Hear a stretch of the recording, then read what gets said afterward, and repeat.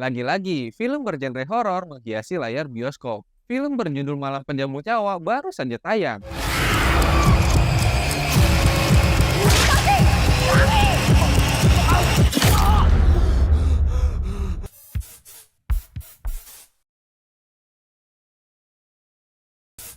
Film ini diperankan oleh Devano Denandra sebagai Respati.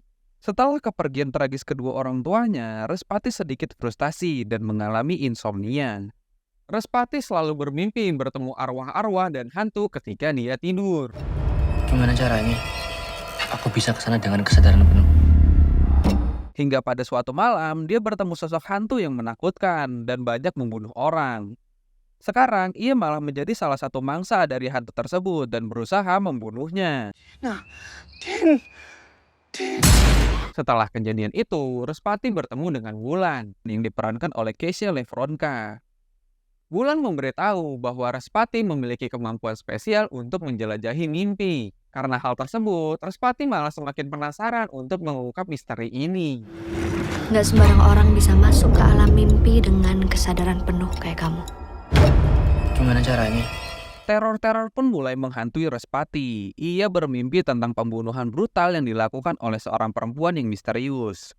Nyawa orang-orang yang ia cintai sebagai taruhannya. Respati harus mengungkap misteri yang sedang terjadi. Film ini boleh dibilang secara ide sangatlah bagus karena memiliki premis yang cukup segar. Kowe sing tak golek. Yang cukup disayangkan juga adalah momen-momen emosional yang seharusnya menjadi klimaks tapi malah terasa hambar. Karena tidak mendukung oleh pendalaman karakter yang cukup. Kita juga tidak diberikan kesempatan untuk mengenal karakter Respati dengan keluarganya ataupun Wulan dengan ibunya, yang akhirnya mengakibatkan momen tersebut terasa kurang menyentuh. Dan film ini juga merupakan salah satu adaptasi dari sebuah novel yang berjudul Respati. Yang gua salut dari film ini adalah departemen artnya yang memberikan suasana menjadi semakin menegangkan. Pasti mahal ini budget produksinya.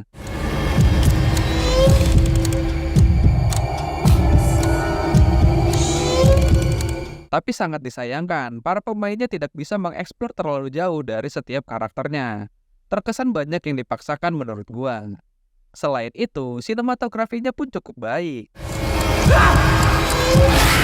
Boleh dibilang film ini belum siap secara karakter, tapi dalam produksi memang harus ada yang dikorbankan. Produser pasti menyadari hal itu. Tapi film ini cukup enak untuk ditonton, walaupun kalian tidak akan menemukan momen-momen yang berkesan. Ketika kalian menonton film ini, secara keseluruhan jumpscare-nya pun bisa ditebak. Tapi memang untuk eksperimen menonton, menurut gua film ini tuh cukup berbeda. Walaupun biasa aja, tapi eksekusi dan idenya itu yang nggak bisa dibilang biasa aja. Film ini kalau gue ingat-ingat kayak nonton Inception, bermain dengan mimpi, memutarbalikkan kondisi.